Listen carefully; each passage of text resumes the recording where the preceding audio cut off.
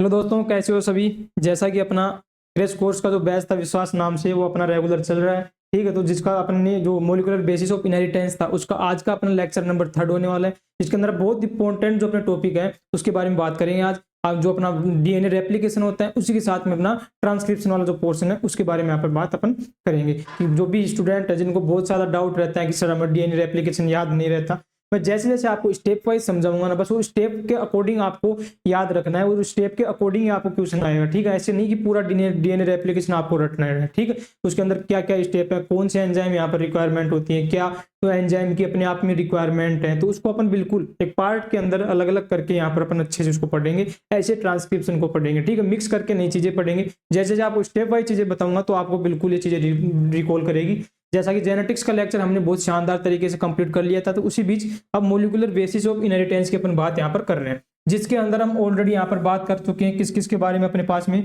सबसे पहले हमने देख लिया था कि डीएनए अपना जेनेटिक मटेरियल क्यों है। इसके रिगार्डिंग जितने भी अपने पास में क्वेश्चन आते थे जो अपने पास एक्सपेरिमेंट को लेकर के, उस एक्सपेरिमेंट की अपन ने बात की थी। 3 इंपॉर्टेंट एक्सपेरिमेंट हमारे पास यहाँ पर थे। ग्रिफिथ वाला एक्सपेरिमेंट था, एवेरी वाला एक्सपेरिमेंट था। ठीक है, उसके साथ में अपने पास में जो ब्लेंडिंग वाला मेथड था, वो 3 मेथड बहुत इंपॉर्टेंट मेथड थे जिसके बारे में अपन ने बात कर लिया था। उसी के साथ में हमारे पास में एक डाउट था कि सर डीएनए इतना लंबा होता है, जैसे ह्यूमन के अंदर बात करें इसकी लेंथ कितनी है, 2.2 मीटर है, तो इसको कैसे पैकेजिंग करें। तो उस पैकेजिंग के बारे में बहुत शानदार तरीके से हमने पढ़ा था यहाँ पर। ठीक है, तो पैकेजिंग हो गई, इसका इसका अपने केमिकल स्ट्रक्चर भी यहाँ पर देख लिया था और इसका हमने डिस्कवर कर लिया। इसका एज एक्सपेरिमेंट भी हमने प्रूफ कर दिया कि अपने पास में डीएनए ही क्या है, जेनेटिक मटेरियल यहाँ पर अपने पास में होता है। इतना हमने सब क्लियर कर लिया। अब इसकी नेक्स्ट जो अपने पास में इसको लिंक करना है, किससे करना है, इसको रेप्लिकेशन से। डीएनए में एक स्पेसिफिक कैरेक्टर्स यहाँ पर पाया जाता है, वो क्या पाया जाता है, रेप्लिकेशन। मतलब अपनी खुद की रेप्लिका फॉर्म कर देता है, बिल्कुल सेम डिट्टो कॉपी। मतलब अमाउंट में अपने आप अमाउंट में क्या करना है, डबल कर लेता है। उसी का अपन क्या बोलते हैं इसके अंदर, रेप्लिकेशन के नाम से यहाँ पर जानते हैं। ठीक है, क्यों करता है रेप्लिकेशन, ताकि अपनी डॉटर सेल के अंदर क्या कर सके, जेनेटिकल जो इन्फॉर्मेशन होती है पेरेंट्स की, उनको डॉटर तक आराम मतलब आसानी से क्या करता है, ट्रांसफर यहाँ पर करने का काम करता है। इसलिए डीएनए रेप्लिकेशन की अपने को सेल को नीड यहाँ पर होती है। ठीक, अब डीएनए रेप्लिकेशन सेल कर रही है, अब डीएनए रेप्लिकेशन कर रही है, लेकिन डीएनए रेप्लिकेशन करने के बाद हमारा जो मेन टारगेट था वो क्या था कि सर हमें वहां तक पहुंचना है जहां तक प्रोटीन फॉर्मेशन होती है, जिससे हमारे पास में ट्रेड एक्सप्रेस यहाँ पर होता है। तो प्रोटीन फॉर्मेशन तक जाना है। अब प्रोटीन फॉर्मेशन तक जाना है तो उसके बीच में अपने को क्या करना होगा, डीएनए से हमें आरएनए भी बनाना है। ठीक है, तो डीएनए से हमें आरएनए बनाना है, तो आरएनए बनाने के लिए जो प्रोसेस होती है यहाँ पर क्या होती है, यहाँ पर ट्रांसक्रिप्शन वाली प्रोसेस यहाँ पर अपने पास में अपन यूज करते हैं। तो ट्रांसक्रिप्शन वाली प्रोसेस के बारे में यहाँ पर पढ़ेंगे नेक्स्ट टॉपिक में। जैसे आरएनए हमारे पास में यहाँ पर फॉर्म हो गया। ठीक है, अब आरएनए बन गया तो कौन कौन से टाइप के आरएनए, एनसीईआरटी यहाँ पर इसके बारे में डिटेल में दे रखी है, तो अपन उसके बारे में बात करेंगे। पहले अपन आरएनए बना लेंगे। आरएनए बनाने के बाद फिर देखेंगे कि इसके अंदर किस किस टाइप के आरएनए, कौन कौन से टाइप के इसके अंदर आरएनए होते हैं, किससे फॉर्मेशन होता है, कहाँ कौन सी उसकी लोकेशन होती है, उसकी बात करेंगे। ठीक है, जैसे अपने पास में आरएनए की कंप्लीट बात हो जाएगी। अब अपने को आरएनए से क्या बनाना है, प्रोटीन बनाना है। और ये आरएनए से प्रोटीन बनाने वाली जो प्रोसेस होती है इसको बोलते हैं अपन ट्रांसलेशन के नाम से इसको जानते हैं। ठीक है, तो ये एक पूरी प्रोसेस होती है जहां तक अपन बात करेंगे। फिर इससे नेक्स्ट जो बात करेंगे वो करेंगे कि सर ठीक है प्रोटीन बन गई, अभी हमारी बॉडी है तो बॉडी को तो मतलब सीच करने के लिए कोई भी मतलब कोई प्रोटीन है तो उसको एक अमाउंट में चाहिए, ज्यादा भी नहीं बननी चाहिए, कम भी नहीं बननी चाहिए। तो उसके लिए हमारे को क्या करना होगा, इसको रेगुलेट करना पड़ेगा। तो इसको रेगुलेट करने के लिए मेरे को किसको रेगुलेट करना पड़ेगा, आप खुद सोच के देख लीजिए। जो मैंने पहले भी आपको समझा चुका था एग्जाम्पल, कि कोई भी अपने पास में कोई कंपनी है, उसका जो भी प्रोडक्ट निकल रहा है मार्केट में बहुत ज्यादा अमाउंट में आ चुका है, तो ऐसा नहीं कि मार्केट वाले उस प्रोडक्ट को ही नदी नाले में बगाएंगे, ऐसा फेंकेंगे, ऐसा नहीं होगा। क्या करेंगे, वो उस कंपनी वाले को जहां से इसका प्रोडक्शन हो रहा है उसको बोलेंगे कि आप इसका प्रोडक्शन बंद कीजिए कुछ टाइम के लिए, क्योंकि इसका जो प्रोडक्शन है काफी और मतलब मार्केट के अंदर अभी प्रेजेंट टाइम में है। तो वही ये प्रोटीन जो है, प्रोटीन ऑलरेडी हमारे पास में सेल के पास बहुत ज्यादा बन चुकी है। अब सेल इसका रेगुलेट कहां से करेगी, जहां से इसका मेन जहां से प्रोडक्शन हो रहा है, मेन प्रोडक्शन किसके ऊपर डिपेंड करेगा, जीन के ऊपर डिपेंड करेगा। तो जीन रेगुलेशन भी यहाँ पर अपने इसको पढ़ेंगे। ठीक है, तो जीन रेगुलेशन पढ़ेंगे। तो ये अपना एक कंप्लीट प्रोसेस होता है जिसके बारे में आपको मैंने बिल्कुल ब्रीफ में बता दिया कि कैसे अपनी इसके अंदर मोलिकुलर बायोलॉजी के अंदर हम कैसे प्रोटीन तक हम कैसे पहुंचेंगे। ठीक है, इसके 3 पार्ट मैंने ऑलरेडी आपको पहले भी बताया था। फर्स्ट पार्ट के अंदर मैं डीएनए के बारे में कंप्लीट आपको स्टडी करवाया था जो अपने पास में हो गई। सेकंड पार्ट अपना ये रहने वाला है जहां तक जब अपन जीन एक्सप्रेशन की बात करेंगे। फिर कुछ इसकी और भी एप्लीकेशन की यहाँ पर बात करेंगे जिसको अपना एज ए अपने जेनेटिकल इन्फॉर्मेशन वगैरह को आइडेंटिफाई करने में या हम कैसे जीन को आइडेंटिफाई करें, human genome project, DNA fingerprinting, वो तो एक फिर अपना थर्ड पार्ट यहाँ पर बच जाएगा किसका, अपना टॉपिक का। तो 3 पार्ट में मैं पहले डिवाइड कर दिया हूँ। ऐसा नहीं कि आपके चैप्टर बहुत बड़ा देख करके आप इसको सोचते हो कि सर कैसे इसको कवर करें, तो इसको अपन 3 पार्ट के अंदर कवर यहाँ पर करेंगे, ठीक है।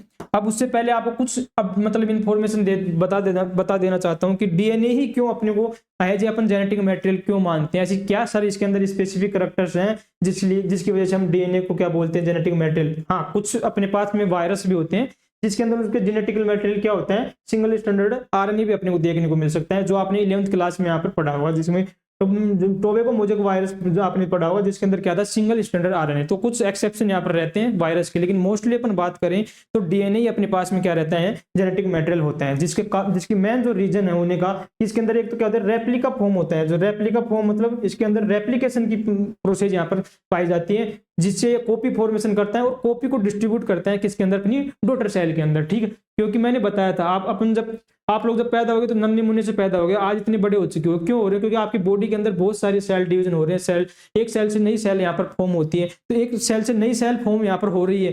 तो भाई साहब मेरे पास में जो पहले वाले सेल के पास में डीएनए था, तो उसका अमाउंट में इंक्रीज करूंगा तो ही मेरे पास में जो डॉटर सेल है उसके पास में मेरे पास में डीएनए जाएगा या नहीं जाएगा। तो वो प्रोसेस किसके अंदर पाई जाती है, रेप्लिकेशन की, अपने पास में डीएनए के अंदर।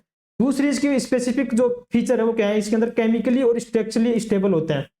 और केमिकली और स्ट्रक्चरली स्टेबल होने का रीजन मैंने आपको बताया था कि इसके अंदर एक ऑक्सीजन रिमूव हो जाता है, किससे, राइबोज से, जो राइबोज रखा थी आरएनए से, जिससे एक ऑक्सीजन रिमूव हो रहा था, कौन सी पोजीशन के ऊपर, 2 पोजीशन के ऊपर। और ये ऑक्सीजन रिमूव होता था और कार्बन के ऊपर क्या बचता था, सिर्फ हाइड्रोजन बॉन्ड होता था। ये इसको मोर मतलब क्या स्ट्रक्चरली भी और केमिकली क्या करता है, यहाँ पर स्टेबिलिटी प्रोवाइड यहाँ पर करवाता था किसको, डीएनए को। उसके बाद इसके अंदर म्यूटेशन बहुत स्लो होते हैं, बहुत स्लो म्यूटेशन देखने को मिलते हैं, ठीक है, क्योंकि सब म्यूटेशन कोई रिक्वायरमेंट अपनी इवोल्यूशन के लिए, तो ऐसा भी है म्यूटेशन होना भी चाहिए, ऐसा कि नहीं बहुत फास्ट म्यूटेशन हो रहे हैं। तो फास्ट म्यूटेशन अपने लिए हार्मफुल होते हैं, लेकिन इसके अंदर क्या है, बहुत स्लो म्यूटेशन यहाँ पर होते हैं, जो है जी अपने पास में वेरिएशन का भी यहाँ पर काम करते हैं। जो अपने पहले चैप्टर के अंदर म्यूटेशन के बारे में बहुत अच्छे से पढ़े भी थे, वहां पर अलग अलग टाइप भी हमने पढ़ा था यहाँ पर म्यूटेशन के, ठीक है। उसके बाद नेक्स्ट ये क्या करता है, मेंडेलियन मतलब जो पैटर्न वो फॉलो करता है। मतलब क्या हुआ इसका, मतलब कि एक जो फैक्टर होता है वो एक्सप्रेस करता है एक ही ट्रेड, मतलब एक ही करेक्टर मतलब करता है एक फैक्टर, या बोले एक जीन, मतलब एक जीन के पास में एक ही करेक्टर होता है, वो एक ही करेक्टर को आगे जाकर के क्या करता है, एक्सप्रेस करता है किसके अंदर, किसी भी ह्यूमंस के अंदर या किसी भी ऑर्गेनिज्म के अंदर, ठीक है। ये अपने पास में इसको मतलब बात हो गई कि क्यों अपन कैसे कौन से ऐसे गुड फीचर्स हैं जिसकी वजह से अपन डीएनए को जेनेटिक मटेरियल यहाँ पर बोलते हैं। तो उसका जो फर्स्ट फीचर है उसका ही अपन बात कर लेंगे यहाँ पर, डीएनए रेप्लिकेशन, ठीक है। अब डीएनए रेप्लिकेशन का बेसिक तो आपको सबके समझ में आ गया होगा कि सर अपनी कॉपी को डबल मतलब बनाना, मतलब सेम डिट्टो कॉपी बनाना डीएनए अपना, उसको बोलते हैं पर रेप्लिकेशन बोलते हैं, ठीक है सर। इसमें रेप्लिकेशन होगा तो सीधी सी बात है अमाउंट क्या होगा, डबल होगा, ठीक है।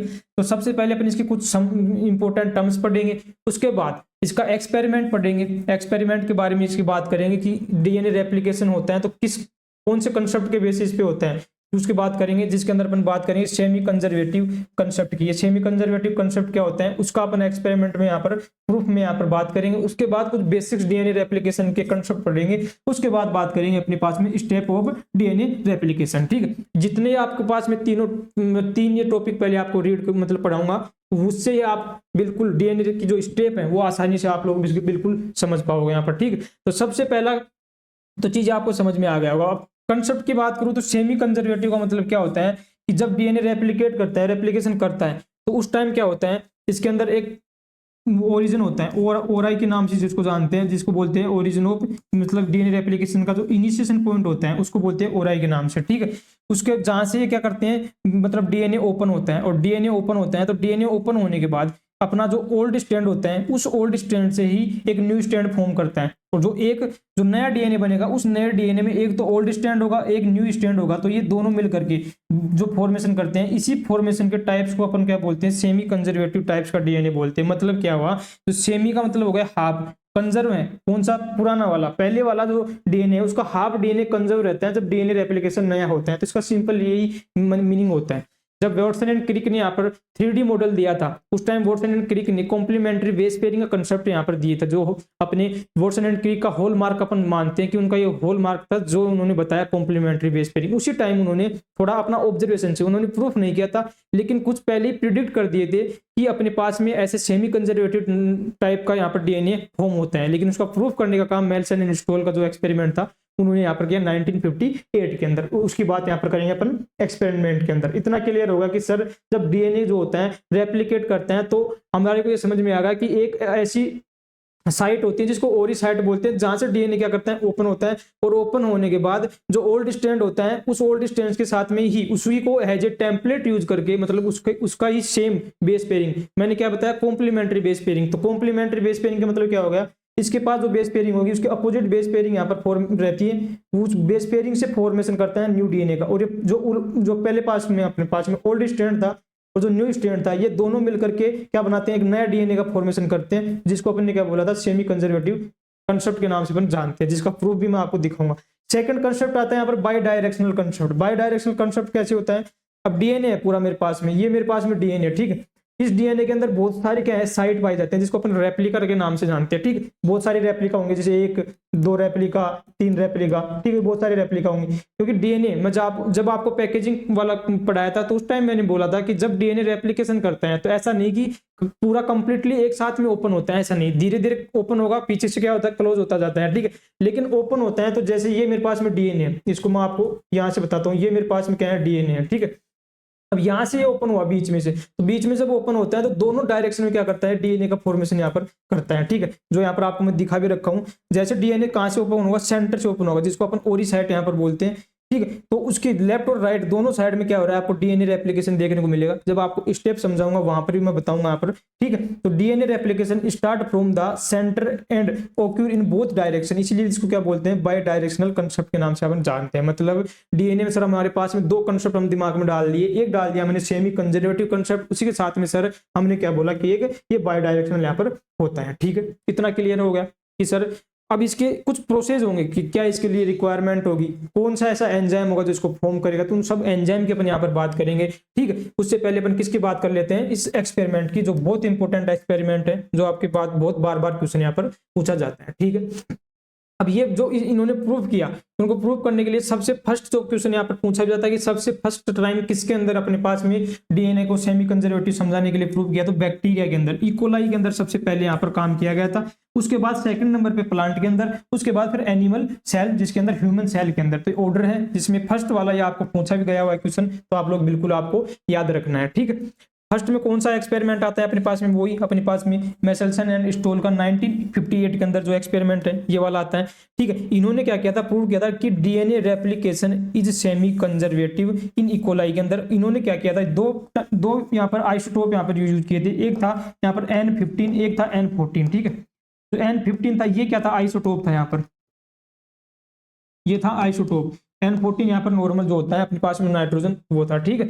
ये क्यों यूज किया, क्योंकि आपको पता है किसके अंदर होते हैं, डीएनए के अंदर यहाँ पर प्रेजेंट यहाँ पर होते हैं। उसके बाद में सेकंड जो एक्सपेरिमेंट जिन्होंने किया था प्लांट सेल के ऊपर किया था, जो साइंटिस्ट का नाम था यहाँ पर टेलर नामक के साइंटिस्ट थे 1958 के। उसी साथ में इसके कोई बहुत मतलब और भी कलीग्स यहाँ पर मिलकर के काम ये इन्होंने काम किया था। इन्होंने भी बताया था प्लांट के अंदर, जो प्लांट का नाम आपसे पूछा जाता है जनरली, जो प्लांट है फीबा बीन्स जिसे बोलते हैं, या दूसरा इसका नाम है यहाँ पर विचिया फेबा, ठीक है। उन्होंने जो यूज किया था यहाँ पर रेडियो एक्टिव, वो किया था थाइमिडीन। थाइमिडीन यहाँ पर यूज किया था, कौन से प्लांट के ऊपर यूज किया था, यहाँ पर फीबा बीन्स के अंदर, या इसी बोलते हैं, इसको बोलते हैं विचिया फीबा प्लांट जो होते हैं उसके ऊपर इन्होंने एक्सपेरिमेंट यहाँ पर किया था। तो प्लांट का डायरेक्ट नाम पूछा जाता है यहाँ पर, और यहाँ से आपको मेल्सन एंड स्टोल एक्सपेरिमेंट यहाँ पर पूछा जाएगा।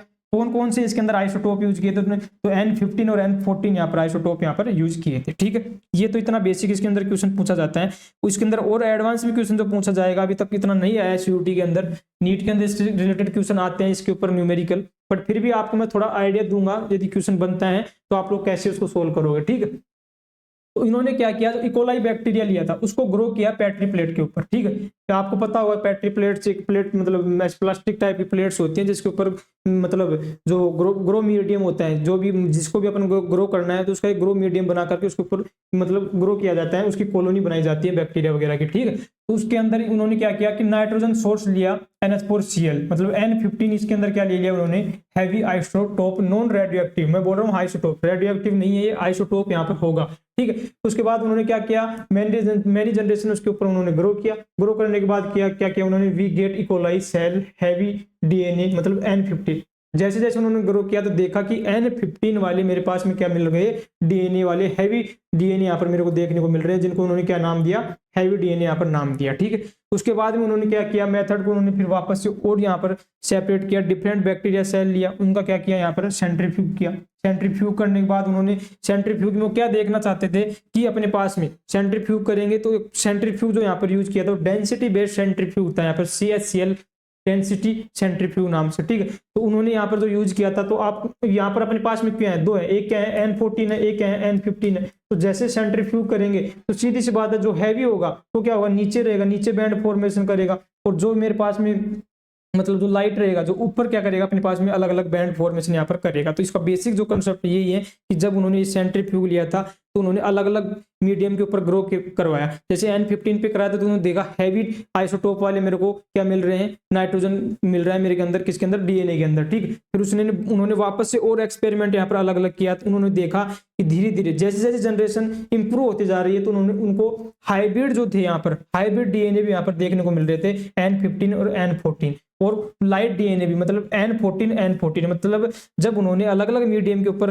ग्रो किया तो उन्होंने देखा कि 3 टाइप के मेरे पास में DNA फॉर्म हो रहे हैं। यहाँ पर एक DNA जो है N15 जिसको बोल दिया उन्होंने हैवी DNA, एक मिल रहा था हाइब्रिड DNA मतलब N15 N14, और एक मिल रहा था यहाँ पर लाइट DNA मतलब N14, ठीक है। इतना सबको क्लियर हुआ, 3 टाइप के DNA ये कैसे बन रहे हैं वो आप लोग इसके अंदर देख सकते हो। जब वो क्या कर रहे थे यहाँ पर N15 हैवी आइसोटोप, पहले उन्होंने क्या किया, प्योरली यहाँ पर N15 लिया, क्या लिया, आइसोटोप लिया उन्होंने हैवी, ठीक है, 0 मिनट के ऊपर। फिर उन्होंने क्या किया, सोर्स यहाँ पर चेंज कर दिया। अब जो सोर्स है वो क्या है, NH4Cl वाला सोर्स लिया, मतलब नाइट्रोजन 14 वाला सोर्स यहाँ पर लिया, उसके ऊपर उन्होंने ग्रो किया। तो 20 मिनट्स क्या होता है इनके अंदर टाइम होता है टोटल इसका मतलब जनरेशन टाइम, ठीक है। उसके बाद में उन्होंने देखा कि हाइब्रिड मेरे पास में क्या मिल रहा है, N15 और N14। फिर वापस में उन्होंने दूसरी जनरेशन में यहाँ पर किया, सेम N14 सोर्स लिया, फिर उन्होंने देखा कि 50% लाइट मिल रहा है, 50% मेरे को क्या मिल रहा है यहाँ पर हाइब्रिड यहाँ पर फॉर्म यहाँ पर हो रहा है। फिर उन्होंने वापस से, तो ऐसे जैसे जैसे वो जनरेशन ग्रो कर रहे हैं तो उनको एक यहाँ पर रिजल्ट देखने को मिल रहा था कि जो हाइब्रिड DNA है उसकी परसेंटेज क्या होती जा रही है, यहाँ पर कम होती जा रही है। कि हाइब्रिड DNA जो होता है उसकी DNA की जो मतलब हाइब्रिड DNA की जो सेल के अंदर परसेंटेज वो क्या हो रही है, डिक्रीज हो रही है, जैसे जैसे मैं क्या कर रहा हूँ, जर्मिनेशन कर रहा हूँ। तो यहाँ से वो कंक्लूजन निकालते हैं कि यहाँ पर पहले एक पुराना DNA था, और जो मैंने सॉल्यूशन के अंदर सोर्स के फॉर्म में जो N14 लिया था उसका DNA न्यू DNA मिलकर के क्या बनाते हैं यहाँ पर हाइब्रिड DNA। तो यहीं से उन्होंने निकाला कि DNA का जो फॉर्मेशन होता है किसके कंसेप्ट कैसे होता है, सेमी कंजर्वेटिव फॉर्म में होता है। और जैसे जैसे अपन और ज्यादा, जैसे मेरे पास में ये DNA बन गया, ठीक है, अब जैसे मेरे पास में N14 DNA बना, तो अब मेरे पास में जब मीडिया के अंदर भी N14 है तो एक पुराना वाला N14, एक फिर वाला जो मीडिया नया वाला N14 वाला था वो मिल गया, तो वो अपने को डिसाइड नहीं हुआ कि कौन सा वाला पुराना है कौन सा वाला नहीं है। लेकिन लास्ट तक N14 वाले तो दो DNA मेरे पास में बने थे, उनके साथ में तो DNA रेप्लिकेशन देखने को यहाँ पर मिल ही रहा था। मतलब DNA क्या है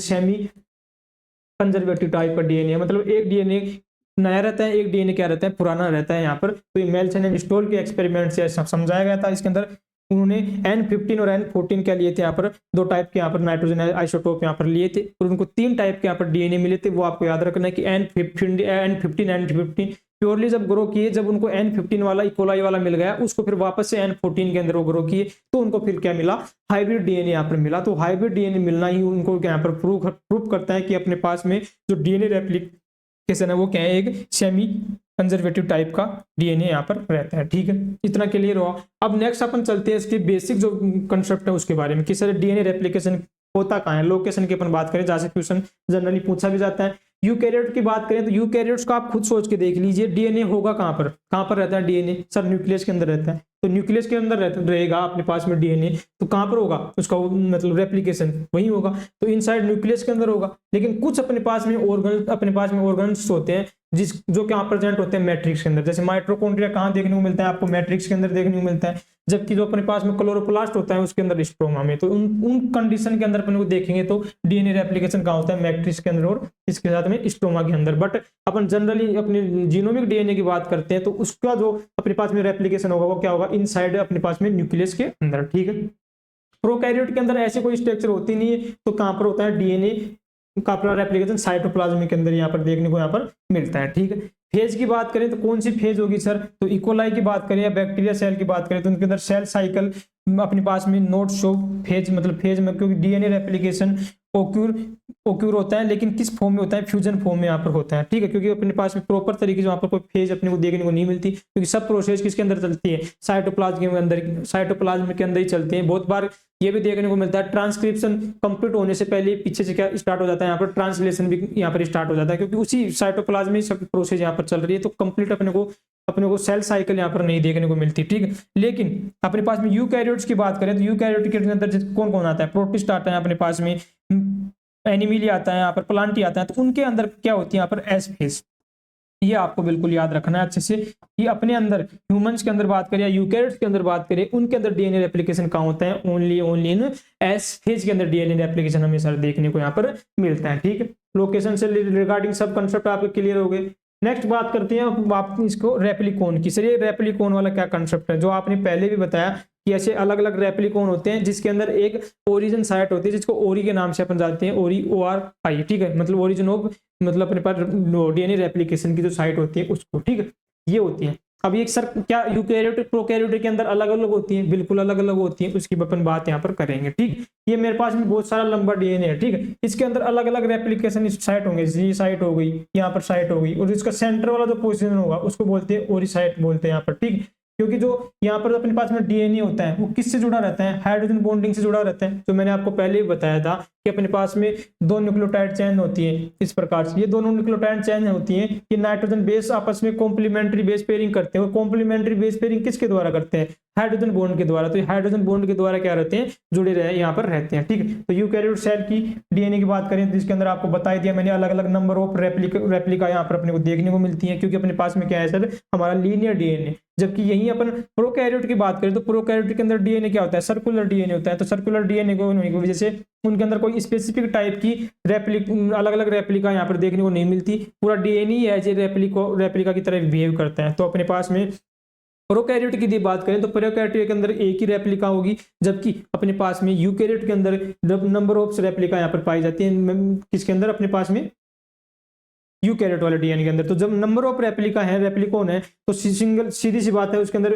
जो ओरिजिन साइट है वो भी क्या होंगी, एक से ज्यादा नंबर में होंगे, ठीक। इतना क्लियर हो गया।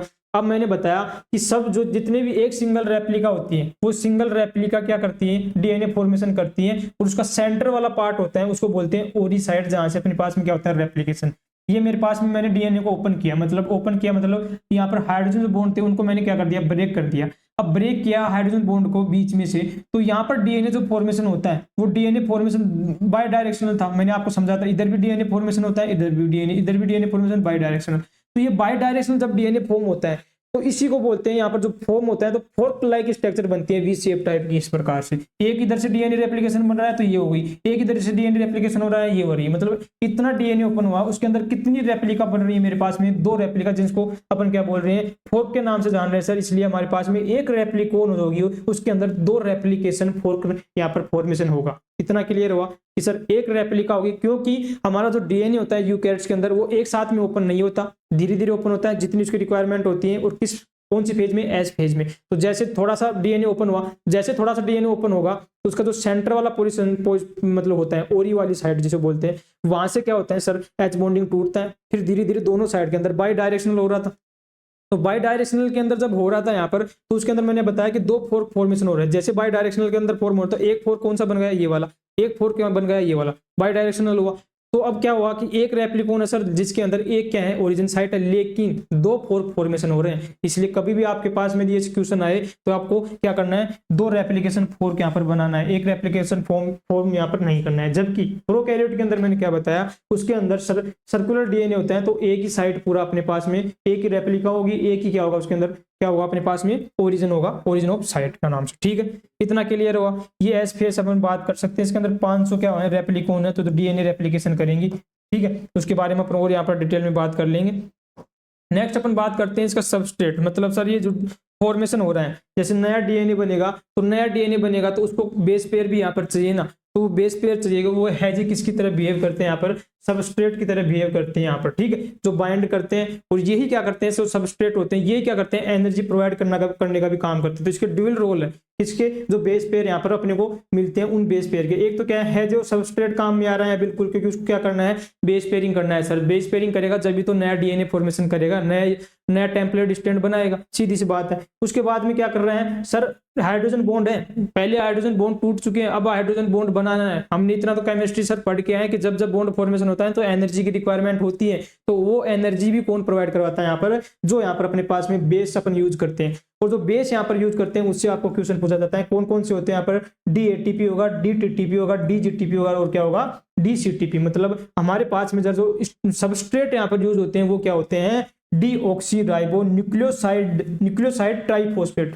ठीक है, ये जो ट्राइफॉस्फेट बन रहा है इसके अंदर जो 3 फॉस्फेट आपको दिख रहे हैं ना, इनमें से इन 3 फॉस्फेट में से ये यहाँ पर फॉस्फेट 2 फॉस्फेट ग्रुप को रिमूव करता है, एक फॉस्फेट ग्रुप को अपने पास में रखता है, और जैसे ही 2 फॉस्फेट ग्रुप को रिमूव करेगा तो आपने पढ़ा होगा जब जब फॉस्फेट ग्रुप रिमूव होता है तो क्या करता है, एनर्जी रिलीज करेगा, और जो एनर्जी निकलती है उस एनर्जी को ये बॉन्ड फॉर्मेशन के अंदर क्या कर लेते हैं, पार्टिसिपेट यहाँ पर कर लेते हैं। ठीक, तो आपको जब भी यहाँ पर पूछा जाए कि हम जो यूज करते हैं सबस्ट्रेट वो क्या होते हैं, न्यूक्लियोटाइड होते हैं, न्यूक्लियोसाइड, तो आपको आंसर न्यूक्लियोसाइड देना है, क्योंकि न्यूक्लियोटाइड अपन एक जनरल टर्म में बात करते हैं, लेकिन अपने पास में जो यूज करते हैं डीएटीपी, उसके यदि फुल फॉर्म आप देखोगे तो उसके अंदर अपन किसकी बात करते हैं, डीऑक्सीराइबो न्यूक्लियोसाइड ट्राइफॉस्फेट की बात यहाँ पर करते हैं। ठीक है, इतना क्लियर है सभी को, ये इतना डिटेल में आपको नहीं पूछेगा, फिर भी आपको एक जनरल माइंड में दिमाग में रखना है इस चीज को लेकर के। ठीक है, इतना क्लियर हो गया। Two requirement of DNA polymerase, दूसरा अपने को सबस्ट्रेट तो यहाँ पर लग रहा है सर, एक लगता है यहाँ पर अपने को हमारे को डीएनए पॉलीमरेज। अब ये डीएनए पॉलीमरेज भी बोलते हैं कि भाई साहब मेरी भी 2 रिक्वायरमेंट है, यदि वो 2 रिक्वायरमेंट आप फुलफिल नहीं करोगे तो मैं डीएनए रेप्लिकेशन में पार्टिसिपेट नहीं करूंगा, और जब ये पार्टिसिपेट नहीं करेगा तो डीएनए रेप्लिकेशन ही नहीं होगा। क्योंकि जो मेन जो इसका जो रोल है डीएनए रेप्लिकेशन के अंदर, जो टेम्पलेट का क्या करता है, इलोंगेशन करने का काम जो करता है, टेम्पलेट फॉर्मेशन करने का जो काम करता है वो कौन करता है, डीएनए पॉलीमरेज यहाँ पर करता है। तो इसको इसकी रिक्वायरमेंट फुलफिल अपने को करना जरूरी है, और रिक्वायरमेंट फुलफिल करने के लिए हमें क्या देना है इसको, एक तो 5' से 3' डायरेक्शन में क्या देंगे इसको, न्यूक्लियोटाइड, जो अपने को क्या करेगा, ऑलवेज 3' एंड पे क्या करेगा, नया फॉस्फेट ग्रुप आकर के नया अपने पास में सबस्ट्रेट आकर के जुड़ेगा, इसलिए अपने पास में 3' से लेकर के और 5' डायरेक्शन में क्या फॉर्मेशन होगा, अपने पास में नया स्टैंड फॉर्मेशन यहाँ पर होगा। इसलिए इसको अपन क्या करेंगे, तो 5' से 3' टेम्पलेट स्टैंड देना होगा हमेशा, और ये बोलेगा कि भाई साहब जब मेरे को आप उस बेस पेयर का एक सीक्वेंस प्रोवाइड करवा दोगे उसके बाद मैं फिर कंटिन्यू कर दूंगा उसको डीएनए रेप्लिकेशन के लिए, और जो वो सीक्वेंस इसको दी जाती है 8 से लेकर के 10 बेस पेयर की एक सीक्वेंस होती है जिसको बोलते हैं अपन प्राइमर से एक छोटा सा पीस होता है आरएनए का जिसको बोलते हैं प्राइमर के नाम जानते हैं, जो क्या होता है आरएनए पॉलीमरेज, जो होता है आरएनए पॉलीमरेज आरएनए प्राइमेज के नाम से होता है। वो हम क्या करते हैं, इसको 5' एंड से 3' एंड इसको क्या दे रहे हैं, टेम्पलेट दे रहे हैं, तो सीधी सी बात है सर हम 5' एंड के ऊपर क्या जोड़ देंगे, एक प्राइमर जोड़ देंगे। अब ये क्या करेगा, उसको 3' एंड से लेकर के 5' एंड की तरफ क्या कर देगा, न्यू डीएनए टेम्पलेट का निर्माण यहाँ पर कर देगा। ठीक है, इतना चीजें कंसेप्ट क्लियर हुई नहीं हुई आपको दिमाग में। लोकेशन की हमने बात कर लिया, कहाँ कहाँ होता है प्रोकैरियोट एंड यूकैरियोट्स के अंदर। ठीक है, उसके बाद 2 इंपॉर्टेंट टर्म्स के यहाँ पर बात किया, एक तो बात किया सर सबस्ट्रेट की बात किया, एक हमने बात किया सर इसके अंदर एंजाइम की पॉलीमरेज, डीएनए पॉलीमरेज। एंजाइम को सबस्ट्रेट की बात किया, सबस्ट्रेट कहाँ से आया सर, इसलिए आया क्योंकि हमें जो बेस पेयर बनाना है कॉम्प्लीमेंट्री बेस पेयरिंग टाइप का हमारे पास डबल डीएनए रेप्लिकेशन होता है, तो इसका जो प्रिंसिपल मैन यही है कि इसको क्या चाहिए, एक्टिव टेम्पलेट चाहिए और new stand DNA sequence decide by old stand. जो ओल्ड स्टैंड हम प्रोवाइड करेंगे उसके साथ में वो कॉम्प्लीमेंट्री बेस पेयरिंग करेगा, तो उसको बेस पेयर तो प्रोवाइड करवाएंगे, तो बेस पेयर है जो किसकी तरह, सबस्ट्रेट की तरह फॉर्म करेंगे, और उसी बेस पेयर से सर क्या करता है, एनर्जी प्रोवाइड करवाता है। इसलिए जो सबस्ट्रेट हम यूज करेंगे यहाँ पर डीएटीपी, डीसीटीपी, डीजीटीपी और डी यहाँ पर अपने पास में टीटीपी, ये जो सबस्ट्रेट हो रहा है इसी से क्या करते हैं सर, ये एनर्जी करते हैं, क्योंकि जब यहाँ पर बेस पेयरिंग होगी तो उनके अंदर हाइड्रोजन बॉन्ड तो हमें बनाना है ना सर, तो हाइड्रोजन बॉन्ड जब बनाना है तो मैं क्या करूंगा सर, वहां पर एनर्जी चाहिए, तो एनर्जी के लिए भी यही काम यहाँ पर करता है। सेकंड आपने बताया सर डीएनए पॉलीमरेज एंजाइम चाहिए, जो बहुत इसके लिए इंपॉर्टेंट है, इसके बिना अपन डीएनए रेप्लिकेशन नहीं कर सकते हैं। तो इसकी भी अपनी दो शर्तें हैं कि मुझे क्या चाहिए, 5' से 3' मेरे पास में 5' से 3' मेरे को क्या चाहिए, यहाँ पर टेम्पलेट चाहिए, ताकि मैं इसके base pairing complementary base pairing में 3' से 5' एंड की ओर क्या बना सकूं मैं, डीएनए रेप्लिकेशन। ठीक है भाई साहब, आपको हम 5' से 3' क्या दे देंगे, टेम्पलेट स्टैंड प्रोवाइड आपको करवा देंगे।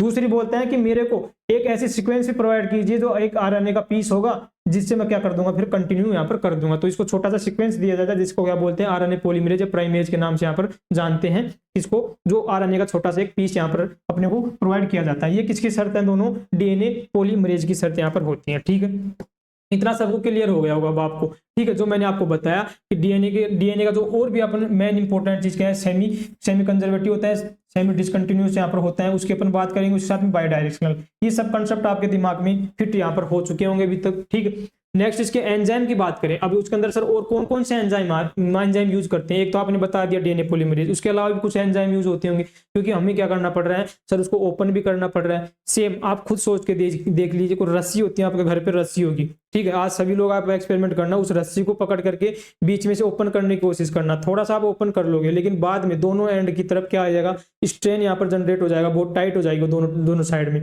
तो अब ऐसे, तो अब जहां तक मैंने ओपन किया, जैसे मैंने थोड़ा सा उसको ओपन किया खींच करके, ठीक है, अब बाद में दोनों साइड में ओपन नहीं हो रहा, लेकिन डीएनए को रेप्लिकेशन करने के लिए तो ओपन करना पड़ेगा ना। तो जो स्ट्रेन पैदा हो रहा है, जो तनाव पैदा हो रहा है, उसको कम करने के लिए भी यहाँ पर एंजाइम होता है। और इसको जैसे वापस से, जैसे मैंने ओपन किया, आप रस्सी को छोड़ दो, वापस से तुरंत फोल्ड हो जाएगी, तो वापस से तुरंत फोल्ड न हो, उसके लिए भी यहाँ पर एंजाइम होते हैं। उस एंजाइम के अपन यहाँ पर बात करेंगे। इतना क्लियर हुआ कि सर मैं जो रस्सी है मेरे पास में, उसको यदि मैं खोल रहा हूँ तो उसके अंदर स्ट्रेन आ रही है, तो स्ट्रेन को कम करने के लिए मेरे पास में एंजाइम है। उसको हाइड्रोजन बॉन्ड जो है उसको कट करना है, तभी तो ओपन होगा, उसके लिए भी मेरे पास में सारा एंजाइम है। उसी के साथ में तुरंत वापस से फोल्ड न हो जाए, उसको ओपन रखने के लिए भी मेरे पास में क्या है, एंजाइम है। तो 3 इंपॉर्टेंट एंजाइम यहाँ पर स्टार्टिंग में लगते हैं अपने, जब अपन डीएनए का इनिशिएशन यहाँ पर करते हैं, यहाँ पर प्रारंभ जब करते हैं डीएनए को। तो सबसे पहले जो एंजाइम आता है जो हाइड्रोजन बॉन्ड तोड़ता है, जो डीएनए को ओपन करता है, उसका नाम है यहाँ पर अपने पास में हेलिकेज। ठीक है, इस ये अपना काम कर दिया। उसके बाद आता है यहाँ पर टोपो आइसोमरेज। टोपो आइसोमरेज क्या करता है, जो अपने इसके अंदर जो स्ट्रेन आ रहा है, जो मतलब पास नेगेटिव, मतलब यहाँ पर सुपर कोइलिंग की वजह से जो नेगेटिव स्ट्रेन आ रहा है, उसको क्या करते हैं, कम करने का काम करते हैं। उसी के साथ में यहाँ पर एक और होता है SSB, single strand binding protein के नाम से और पाया जाता है। ये भी क्या करता है, यहाँ पर उसको दोनों साइड में क्या होता है, बाइंड हो जाता है। इधर मैंने लिख भी रखा है एसएसबी। ये क्या करता है, कीप डीएनए ओपन, मतलब डीएनए को ओपन रखने का यहाँ पर काम यहाँ पर करता है। ठीक है सर, अब बात करते हैं नेक्स्ट, एक आता है यहाँ पर प्राइमेज, जिसकी अपन बात कर दिया, जो क्या करता है, प्रोड्यूस प्राइमर, छोटे छोटे आरएनए के पीस होते हैं, जिससे अपने पास में डीएनए पॉलीमरेज होता है, जो कंटिन्यू क्या करता है, डीएनए को बनाने का काम यहाँ पर करता है, वो रहते हैं। उसके साथ में होता है लाइगेज, जो लिंक करता है डीएनए को। ये लाइगेज कहाँ रिक्वायरमेंट होती है, ये मैं आपको जब स्टेप पढ़ाऊंगा जब पढ़ाऊंगा, लेकिन अभी तक आपके दिमाग में डल गया होगा कितने एंजाइम हो गए सर, डीएनए पॉलीमरेज जो सबसे इंपॉर्टेंट एंजाइम है, उसी साथ में इसको ओपन करने के लिए 3 एंजाइम चाहिए सर। एक है हेलिकेज, एक है टोपो आइसोमरेज, उसी साथ में एक है अपने पास में एसएसबी, मतलब सिंगल स्टैंडर्ड बाइंडिंग प्रोटीन के नाम से अपने पास में है, वो है। ठीक है, और एक डीएनए पॉलीमरेज जो अपना क्या है, मेन एंजाइम है, जिसकी अपन ने बात कर दी कि इसको क्या चाहिए, एक तो रिक्वायरमेंट इसकी प्राइमर है, एक है 5' से 3' क्या चाहिए इसको, यहाँ पर डायरेक्शन में पॉलीमराइज यहाँ पर चाहिए, मतलब टेम्पलेट यहाँ पर चाहिए। उसी साथ में सबस्ट्रेट यहाँ पर है, सबस्ट्रेट में डी एंड टीपी यहाँ पर होते हैं, सबस्ट्रेट एंड एनर्जी प्रोवाइड करवाना का दोनों काम यहाँ पर करते हैं। ठीक है, ये चीजें बेसिक आपको बन गई होगी डीएनए रेप्लिकेशन से रिगार्डिंग। ठीक है, यहाँ पर एक थोड़ा सा मैं मतलब समराइज और कर देता हूँ आपको यूकैरियोट्स एंड प्रोकैरियोट्स के अंदर, जो मैंने पहले बता भी दिया। प्रोकैरियोट्स की बात करूं, यूकैरियोट्स के अंदर बहुत सारी क्या पाई जाएंगी, ओरिजिन। क्यों पाई जा रही है, क्योंकि सर इसके अंदर बहुत सारी नंबर ऑफ क्या है, रेप्लिका यहाँ पर पाई जाती है। मैनी रेप्लिका है सर, मैनी ओरिजिन यहाँ पर पाई जाएंगी, मतलब सिंगल ओरिजिन होगी किसके अंदर, एक रेप्लिकोन के अंदर।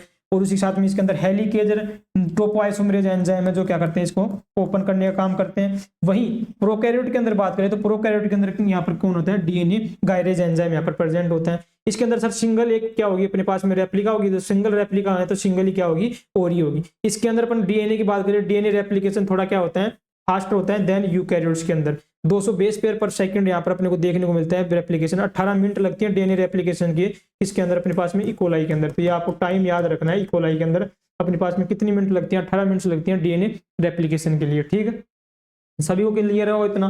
ये चीज अपन क्लियर कर लिया। अब चलते हैं अपने कुछ इसके स्टेप को लेकर के, ठीक है, कि डीएनए रेप्लिकेशन के अंदर सबसे जो कुछ मेन एग्जाम है वो अपन ने बात ही कर लिया। ये फर्स्ट जो स्टेप आ गई जिसको अपन ने क्या करना है सर, इनिशिएशन करना है। ठीक है, क्या करना है, इनिशिएशन करना है, मतलब इसका अपने डीएनए रेप्लिकेशन को शुरुआत करना है, स्टार्ट करना है। ठीक है, डीएनए का इनिशिएशन, इनिशिएशन करने के लिए मेरे को क्या करना पड़ेगा सर, ओपन करना पड़ेगा। और ओपन करने के लिए सर जो मेरे पास में डीएनए है उसके अंदर ऑलरेडी क्या है, यहाँ पर बेस, नाइट्रोजन बेस है, क्या है, नाइट्रोजन बेस। ये जो नाइट्रोजन बेस है सर, इन नाइट्रोजन बेस के अंदर क्या है, हाइड्रोजन बॉन्डिंग है सर, बिल्कुल हाइड्रोजन बॉन्डिंग है, तो सर उसको तोड़ना है। और इस हाइड्रोजन बॉन्डिंग को तोड़ने के लिए मैं कौन सा एंजाइम बताया था आपको अभी, यहाँ पर हेलिकेज एंजाइम सर। ये हेलिकेज एंजाइम सर आएगा और क्या कर देगा, ब्रेक कर देगा हाइड्रोजन बॉन्डिंग को। और जैसे बीच में जो हाइड्रोजन बॉन्डिंग थी इनको क्या कर दिया, ब्रेक कर दिया, तो यहाँ से मेरा डीएनए ओपन हो गया। अब जैसे डीएनए यहाँ पर ओपन हुआ तो इसके क्या करना है, इसको ओपन रखने के लिए सिंगल स्ट्रैंड बाइंडिंग जो प्रोटीन थी, जो क्या करेंगी, यहाँ पर आकर के क्या हो जाएंगे, यहाँ पर बाइंडिंग हो जाएंगे। ठीक है, बाइंड हो गई, एसएसपी ये देखिए कंप्लीट बाइंड हो गई। अब इसको क्या करने होने देंगे, यहाँ पर ओपन, यहाँ पर ओपन ही रखेंगे, मतलब बंद नहीं होने देंगे। उसके बाद आता है यहाँ पर कौन, टोपो आइसोमरेज। ये क्या करता है, ये क्या करता है, डिक्रीज करता है किसको, जो नेगेटिव सुपर कोइलिंग जो स्ट्रेंथ पैदा हुआ था, ये यहाँ पर आकर के क्या हो गया, ये क्या लग गया, यहाँ पर टोपो आइसोमरेज यहाँ पर काम कर रहा है। ठीक है,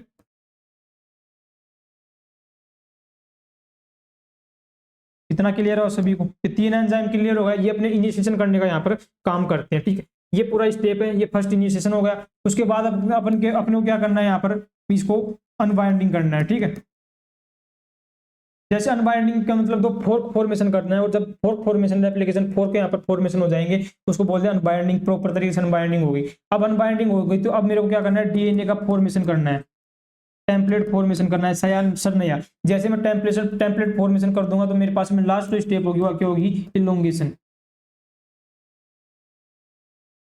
इलोंगेशन मतलब अब मेरे को सर जो डीएनए का जो फॉर्मेशन टेम्पलेट का हो चुका है उसको कंप्लीटली फॉर्मेशन करना है, इलोंगेट करना है उसको एक पूरी चेन के फॉर्म में यहाँ पर। ठीक है, तो वो कैसे होगा वो देख लीजिए यहाँ पर। ठीक है, अब यहाँ पर जैसे मैंने क्या किया, मेरे पास में स्ट्रेन को मैंने ओपन कर लिया, ये मैंने एक सिंगल फोर्क की बात कर रहा हूँ जो कहाँ से है, 3' से 5', यहाँ पर क्या कर लीजिए आप, 5', ये क्या है 5', और ये क्या है 5' से 3'। तो मैंने मेरे को क्या, यहाँ पर 5' एंड है, तो 5' एंड पे यहाँ पर मैं क्या जोड़ दूंगा, एक प्राइमर जोड़ूंगा। अब प्राइमर जोड़ूंगा तो ये सीधा क्या करेगा, फॉर्मेशन करता हुआ जाएगा। ठीक है, एक मेरे पास में 3' एंड है, अब ये 3' एंड है और इधर क्या है मेरे पास में 5' एंड है, तो मैं प्राइमर अभी कहाँ पर जोड़ूंगा, यहाँ पर जोड़ूंगा, यहाँ पर प्राइमर जोड़ूंगा ना। तो अब ये धीरे धीरे क्या होगा, ओपन होगा क्लोज होगा, ओपन होगा क्लोज होगा। तो मेरे पास में जो स्ट्रैंड है 3' से मेरे पास में 5' वाला जो है, इसके ऊपर डिसकंटिन्यूअस डीएनए फॉर्मेशन होता है। जबकि जो 5' से 3' वाला है इसके ऊपर कंटिन्यूस क्या हो रहा है, मेरे पास में डीएनए फॉर्मेशन हो रहा है। इसलिए मेरे पास में डीएनए जब रेप्लिकेशन होता है उस टाइम दो टाइप के डीएनए फॉर्म होता है, एक होता है कंटिन्यूस, एक होता है डिसकंटिन्यूस। जो कंटिन्यूस होता है उसको अपन बोलते हैं यहाँ पर लीडिंग स्ट्रैंड, और जो डिसकंटिन्यूस होता है उसको बोलते हैं लैगिंग स्ट्रैंड। तो दो इंपॉर्टेंट यहाँ पर स्ट्रैंड से लेकर के क्वेश्चन आपको आता है कि सर लैगिंग स्ट्रैंड क्या होता है, उसी साथ में कौन सा लीडिंग स्ट्रैंड यहाँ पर कौन सा होता है। जैसे ये फोर्क फॉर्मेशन हो गया, ठीक है, अब यहाँ पर देख लीजिए, ये मेरे पास में 3' है, ये 5' है, तो ये वाला क्या एंड हो गया, 5' वाला एंड हो गया। ठीक है, वो कौन सा है, 5' है, ये 3' एंड हो गया। और जब जब मैंने बोला कि टेम्पलेट कौन सा चाहिए, 5' से 3' एंड, ठीक है, तो इसमें मेरे पास में कौन सा डीएनए स्टैंड हो गया, यहाँ पर मेरे पास में कंटिन्यूस डीएनए सिंथेसिस हो गया, कि जिसको मैंने क्या बोला, लीडिंग स्टेट। ठीक, जिस पे डिसकंटिन्यूस हो रहा है, अब डिसकंटिन्यूस होगा तो उसके ऊपर बहुत सारे प्राइमर जोड़ेंगे अलग अलग, तो प्राइमर जोड़ेंगे तो इसको वापस से ऐसे तो छोड़ना नहीं है, इसको भी कंटिन्यूस तो करना है ना वापस। तो वहां पर अपने को यहाँ पर यूज होता है, अपने पास में यहाँ पर डीएनए जो लाइगेज एंजाइम होता है वो क्या करता है, इसको जोड़ने का काम करता है फिर बाद में। और जैसे जोड़ेगा तो ये क्या करेगा, प्राइमर को उठाएगा, तो प्राइमर को उठाएगा तो अपने पास में जो डीएनए है ये फ्रेगमेंट्स के फॉर्म में अपने को दिखाई देता है। तो इसको अपन क्या बोलते हैं, ओकाजाकी फ्रेगमेंट्स के नाम से जानते हैं। और ओकाजाकी फ्रेगमेंट्स किससे रिलेटेड है अपने पास में यहाँ पर, अपने लैगिंग स्ट्रैंड से, जो डिसकंटिन्यूअस स्ट्रैंड है उससे रिलेटेड है। कौन से, ओकाजाकी फ्रेगमेंट्स। फ्रेगमेंट्स से आपके नाम में दिमाग में आना चाहिए कि छोटे छोटे फ्रेगमेंट्स डीएनए के। और फ्रेगमेंट्स कब बनेंगे, जब डीएनए का डिसकंटिन्यूअस सिंथेसिस यहाँ पर हो रहा है, फॉर्मेशन यहाँ पर हो रहा है उस केस में। ठीक है, तो इसका अपन आपको बिल्कुल जो रेशियो है वो, मतलब जो टेम्पलेट की जो पोजीशन है वो याद रखनी है। कंटिन्यूस के अंदर क्या याद रखनी है, 5' से 3'।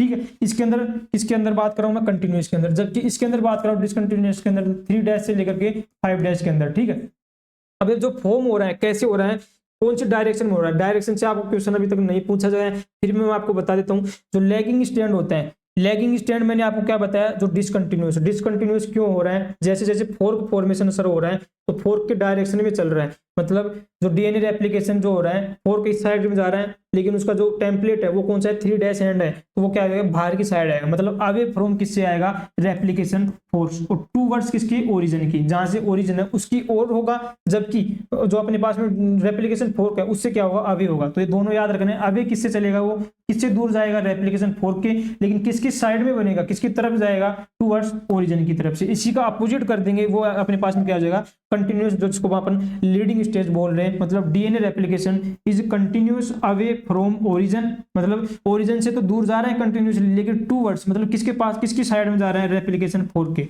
ये देख लीजिए, ये मेरे पास में कंटिन्यूस है ना, वो क्या है, रेप्लिकेशन फॉर्म है, ठीक है, ये रेप्लिकेशन फॉर्म है तो कंटिन्यूस फॉर्मेशन होता जा रहा है, देख लीजिए ऐसे कैसे, जैसे जैसे क्योंकि रेप्लिकेशन फॉर्म ओपन होता जा रहा है और ये कंटिन्यूसली होता है, जबकि इधर क्या हो रहा है, प्राइमर जुड़, जैसे इतना ओपन हो गया अब वापस से ओपन होगा तो इसको वापस से फिर एक प्राइमर की रिक्वायरमेंट होगी, इसलिए इसके अंदर क्या हो रहा है, डीएनए डिसकंटिन्यूस फॉर्मेशन यहाँ पर हो रहा है, ठीक है।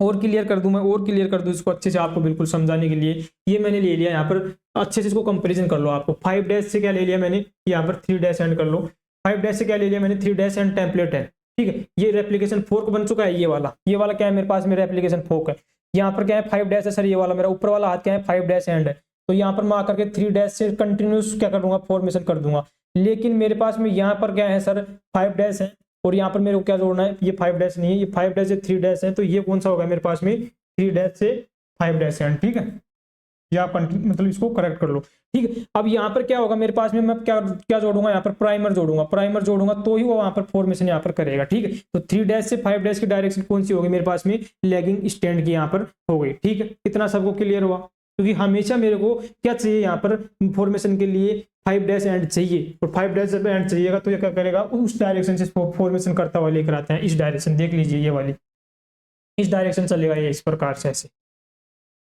ठीक है। जैसे फिर से ओपन होगा तो जहां से ओपन हुआ है वहां से फिर प्राइमर यहाँ पर जुड़ेगा, फिर इस डायरेक्शन में आएगा, क्यों आएगा, क्योंकि 5 डैश एंड तो मेरे पास में इधर ही है, तो 3 डैश एंड की तरफ जाएगा ये डीएनए, तो ये 5 डैश एंड से 3 डैश एंड जाएगा, तो यहाँ पर 3 डैश से 5 डैश एंड की ओर बनेगा। इसके अंदर थोड़ा गलत है, आप लोग इसको करेक्शन कर लीजिएगा, ठीक है। ये 3 डैश से 5 डैश एंड वो है लैगिंग डिसकंटिन्यूस, और कौन सा अपने पास में, लीडिंग वाला, ठीक है। या ऐसे भी आप सकते हो, लीडिंग का मतलब क्या हो रहा है सर, लीड कर रहा है, और लीड कौन कर रहा है अपने पास में, कौन करेगा लीड, जो कंटिन्यूस काम करेगा, तो कंटिन्यूस स्टैंड, ऐसे भी याद रख सकते हो आपको यदि कंफ्यूजन यहाँ पर होता है।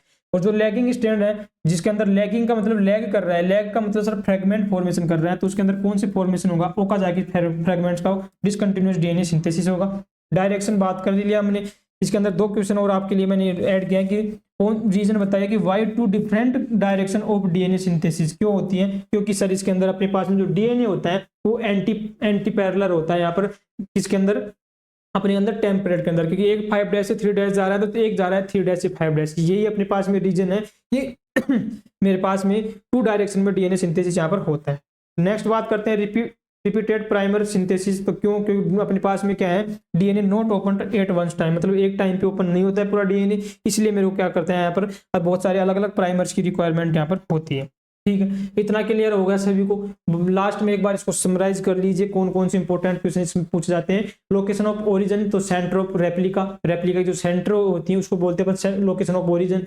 नंबर ऑफ रेप्लिकेशन फोर्क, तो दो रेप्लिकेशन फॉर्म होंगे किस पे, एक रेप्लिकॉन के अंदर, ठीक है। डायरेक्शन ऑफ डीएनए रेप्लिकेशन, तो क्या होती है, बाय डायरेक्शन होती है, 5 डैश से 3 डैश क्या होता है, फॉर्मेशन होता है। इतना क्लियर हुआ।